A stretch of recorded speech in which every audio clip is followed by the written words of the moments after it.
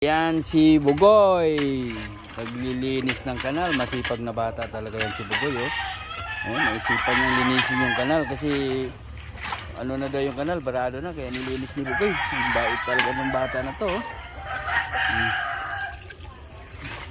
Yan ang batang merong may nagagawa sa para sa lahat. Yung ginagawa niya para sa lahat yan. Para yung tubig dire-diretso dadaloy sa hindi na sa yan si Bugoy. Nililinis niya yung kanal kasi tingnan mo, ang kanal puro na bato. Naharangan na yung tubig, di makadalo yung tubig. Ang galing talaga ni Bugoy. Ayan, Goy.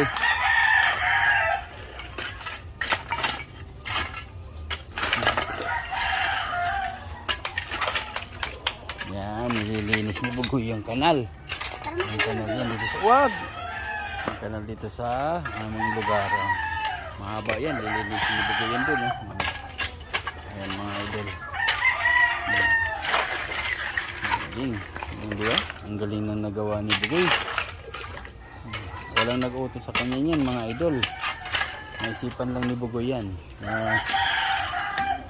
Bilit talaga ako sa bata na to. Pusang naglilinis sa kapaligiran nila. Ayan. Ayan ang tularan natin mga idol. Bata pa lang may malasakit na sa kapaligiran. Kasi pag na-stuck kasi ang na-stuck ang tubig, iitlogan ng lamok.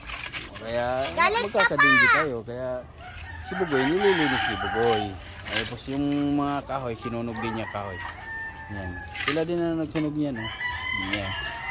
Ayan lang mga idol.